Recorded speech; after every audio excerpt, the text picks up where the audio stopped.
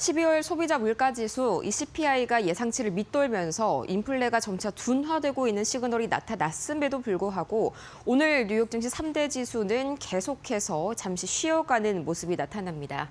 다우지수가 0.85%, 나스닥이 0.27%, S&P 500이 0.3%, 오늘은 다우지수의 하락이 보다 깊은데요. 금융주들이 일제히 약세를 보이면서 오늘 다우지수의 발목을 잡아가는 움직임 보이고 있습니다. 이 새해 들어서 계속해서 상승세를 꾸준히 이어가지는 못하고 있는 뉴욕 증시, 그간 워낙 가파르게 상승했다 보니 조금 더 숨고르기 장세가 상승세 이후로 자주 나타나고 있는 2026년입니다. 과연 지금 시장의 자금 흐름은 어떻게 흘러가고 있을지 히트맵 통해서 보다 자세하게 만나보시죠. 가장 먼저 상승불이 초록불이고요. 또 빨간불이 하락불이라는 점을 감안했을 때 오늘은 전반적으로 금융주들이 크게 빨간불, 하락불을 켜내고 있습니다. 우선 오늘 JP모건이 첫 번째로 이 금융주들 쪽에서도 이 실적 스타트를 끊었었죠. 생각보다 세부 항목 쪽에서 좋지 못한 그런 성과를 밝혔고요. 또 얼마 전 트럼프 대통령의 이 신용카드 연간 금리에 대해서 10%로 이 상한을 둘 것이다. 이 발언에 은행권 JP모건을 중심으로 다시 한번 반발할 수 있다는 가능성을 보여주면서 전반적으로 경계감이 확대되고 있는 금융주입니다. 뿐만 아니라 오늘은 이 반도체, 소프트웨어 중심으로 강하게 하락, 매물이 발생하고 있고요. 마이크로소프트도 오늘은 약 2%가량 하락하는 움직임입니다. 반면에 에너지주들은 오늘 상당히 좋은 움직임 보여주고 있는데요. 이 엑손모빌이 계속해서 1.8% 상승 중입니다.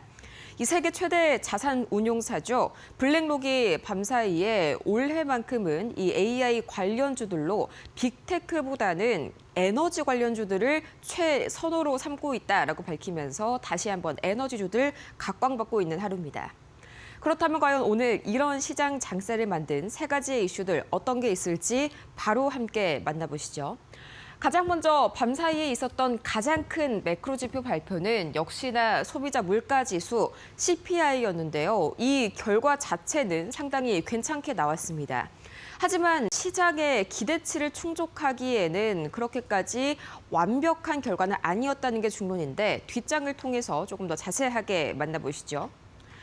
우선 전체적으로 봤을 때는요, 이 CPI 소비자 물가지수 상승률은 대체로 예상치에 전년비와 전월비 모두 부합했고요. 이것보다 더 중요한 게 이 에너지와 식료품, 계절적인 변동성이 큰 두 가지를 제외한 근원 CPI 상승률, 이걸 연준에서는 조금 더 중요하게 보는데 이거는 전년 대비해서 2.6% 상승으로 예상치를 하회했고요. 전월 대비해서도 0.2% 상승으로 마찬가지로 예상치를 하회했습니다. 이렇게만 두고 봤을 때에는 인플레가 점차 둔화되고 있다는 긍정적인 시그널, 금리 인하의 우호적인 환경이 조성됐다라고 할 수가 있겠는데 여기서 약간의 이 레드 시그널, 안 좋은 시그널이 있었다면 아직까지도 주거비가 제대로 잡히지가 않았습니다. 주거비와 식료품비가 아직까지도 전체적인 물가 상승을 주도하고 있는 상황이고요. 이 CPI가 조금은 완화되면서 다시 한번 금리 인하에 대한 가능성이 높아지나 싶었는데 이 부분에 대해서는 만족할 만한 결과가 나오지 않았습니다. 우선 이 프린시플 자산운용 수석 전략가인 시마샷은 이번에 CPI 결과에 대해서 예상보다는 낮다, 긍정적인 결과이긴 하지만 이게 현재로서 1월 연준의 금리 관련 판단에 있어서 크게 뭔가 영향을 미칠 정도는 아니다라면서 다소 아쉬운 소회를 밝혔습니다. 현재로서 이 CPI가 발표가 된 직후에 이 1월 FOMC에서의 금리 결정 가능성은 이 페드워치 툴 기준으로 동결이요 97.2%가 나왔고요. 25bp 인하가 2.8%. 이 CPI 결과가 당장에 있을 1월 FOMC에서는 그렇게 유의미한 영향을 미치지 않았다는 점이 확인이 되실 거고요. 또 이어서 이 도널드 트럼프 대통령 역시 CPI 발표 직후에 좀 찬물을 부을 만한 글을 자신의 이 트루스 소셜 미디어 계정에 올렸습니다.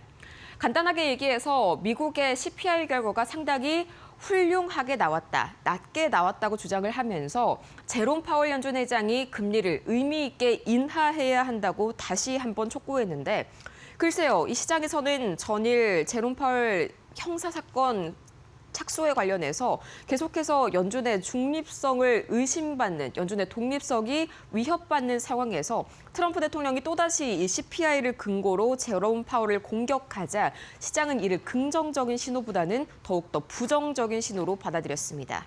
이 때문에 오늘 전반적으로 CPI가 좋게 나왔음에도 불구하고 3대 지수들은 하락세를 이어가고 있고요. 추가적으로 고용도 마찬가지로 다소 찬물을 끼얹었습니다. 두 번째 이슈 다시 한번 보시죠. 이 ADP 민간 고용 관련 기업이죠. 이 ADP에서 발간한 주간 고용이 전주 대비해서 11,750명가량 증가한 것으로 나타나면서 상당히 개선된 흐름을 보였습니다. 고용이 견조하다는 신호가 나왔는데 보시자면요. 현재 최근 들어서 ADP 민간 고용은 소폭이나마 계속해서 개선되는 움직임이 보이실 겁니다. 실제로 밤사이에 나왔었던 ADP 주간 고용 추이를 보자면요. 이 직전 주가 11,500명에 불과했는데 이번 주 들어서는 11,750명가량으로 계속해서 이 고용이 개선세를 보이고 있다. 이 정도 마찬가지로 이 금리 인하 기대가 커지지 못하는 것에 일조를 했습니다. 이 때문에 오늘 CPI가 탄력을 받지 못한 두 번째 이유가 바로 이 고용에도 있었고요. 이 종전 이슈로 다시 한번 돌아가 보시죠. 계속해서 금융주들이 요새 들쭉날쭉한 움직임을 보이고 있는데 오늘만큼은 다시 한번 급락하는 움직임이 나타나고 있죠.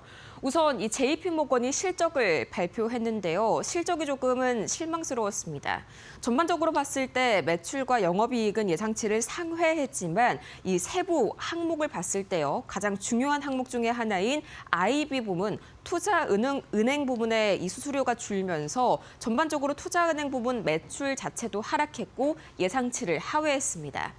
거기에 더해서 이 JP모건의 CFO가 트럼프 대통령의 이 이자 상한제 발언과 관련해서 은행권들이 법적인 대응에 나설 수 있다는 그런 시사적인 발언을 내놨는데 이 때문에 다시 한번 은행주들과 금융주들 전반에 경계감이 투영되면서 오늘 일제히 하락하는 움직임이 나타났고요.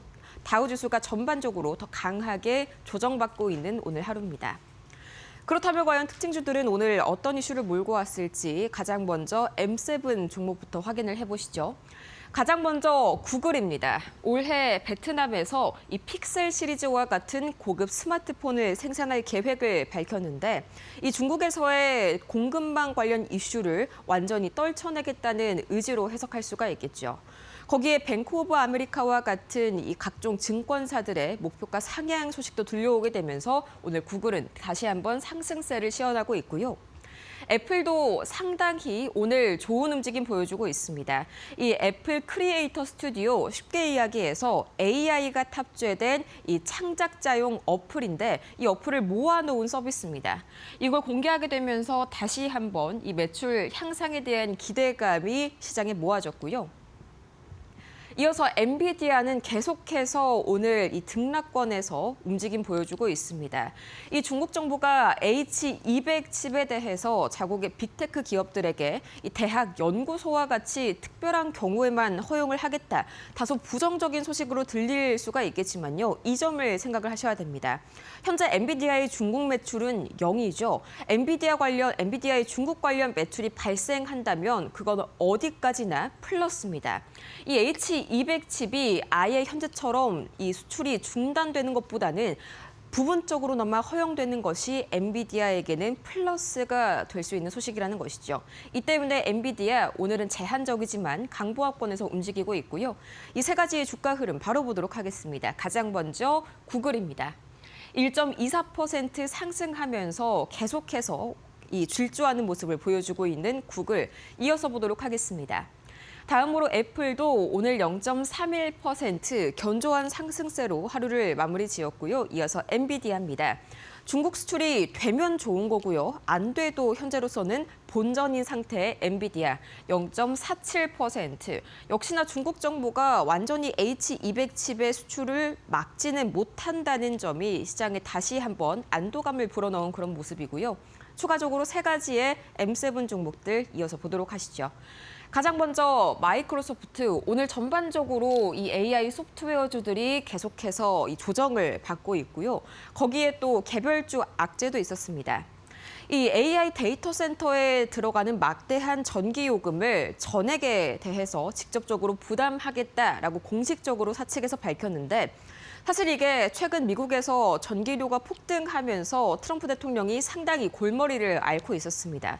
그러면서 트럼프 대통령이 또 밤사이에 이 빅데이터 관련 기업들, 특히나 하이퍼스케일러 관련 기업들이 막대한 전기료를 직접 자비로 부담해야 한다면서 마이크로소프트와 함께 이야기를 나누고 있다. 이 뉴스가 보도된 직후에 나온 이야기인데, 이 때문에 오늘 메타 역시 큰 폭으로 장중에 2% 이상 조정을 받았습니다. 같은 하이퍼스케일러 기업이죠.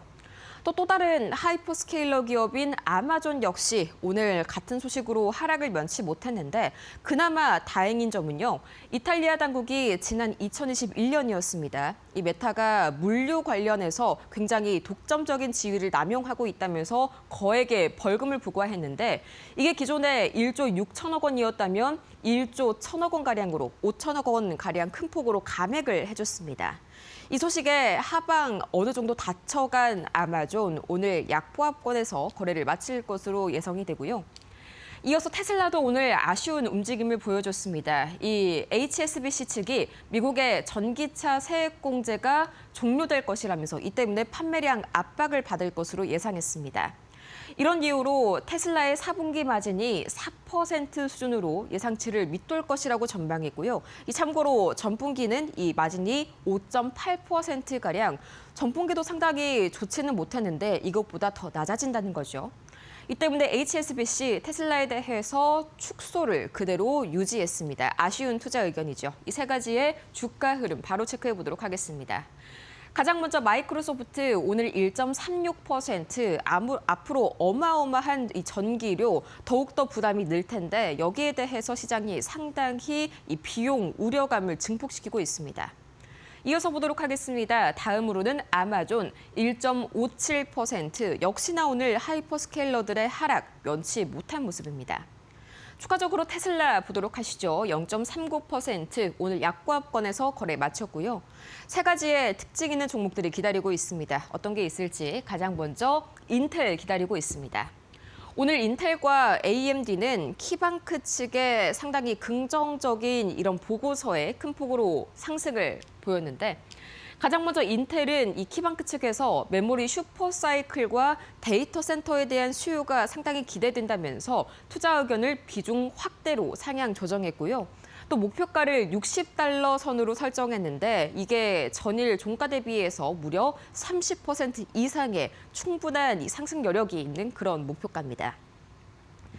이어서 AMD도 보도록 할 텐데요. 마찬가지로 키방크 측에서 올해 이 서버 CPU가 완판됐다면서 1분기의 가격을 10%에서 15%가량 인상하는 방안을 검토 중이라고 밝혔습니다.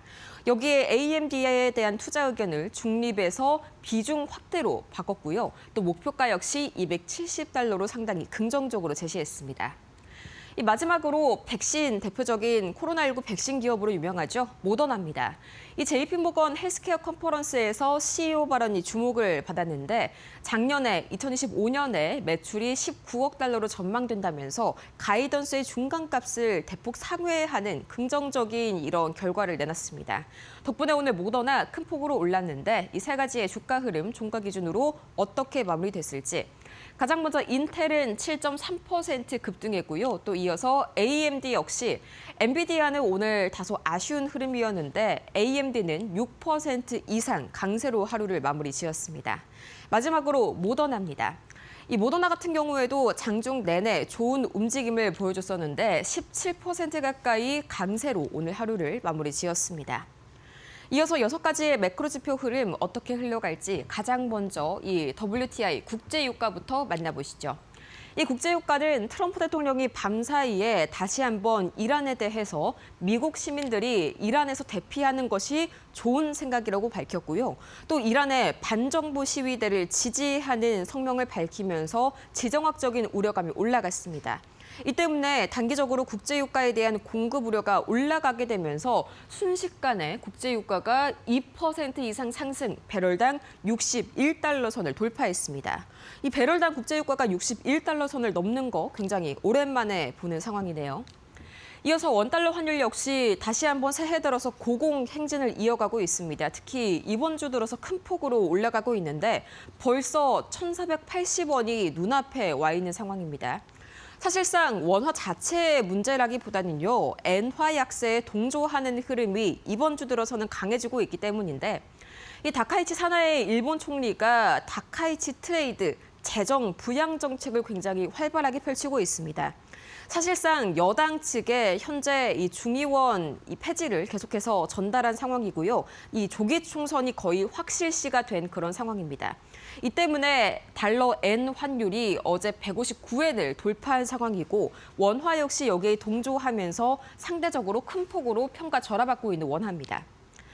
이어서 비트코인 가격 역시 이 3% 이상 큰 폭으로 상승하면서 새해 들어서 비트코인 가격은 상당히 좋은 움직임을 보여주고 있는데 이 어제 비트코인 현물 ETF에 1억 달러가 넘는 순유입세가 계속해서 들어오면서 수급 상황이 개선되고 있는 비트코인.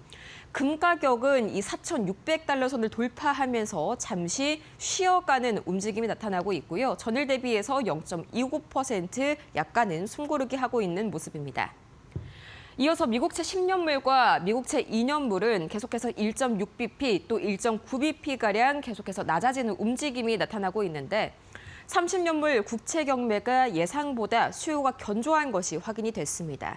예상치보다도 결과적으로는 이 낙찰된 금리가 낮게 형성이 됐는데 이 때문에 미국채 10년물과 미국채 2년물 역시 마찬가지로 하락세를 겪으면서 오늘은 다소 완화되는 움직임 보이고 있습니다. 그렇다면 과연 세 가지의 이 지수 흐름 어떻게 마무리를 지었을지 가장 먼저 다우지수는 0.8% 금융주들의 하락세에 오늘 큰 폭으로 조정을 받았고요. 나스닥 지수는 0.1%, S&P 500도 0.19% 약보합권에서 거래를 마쳤습니다.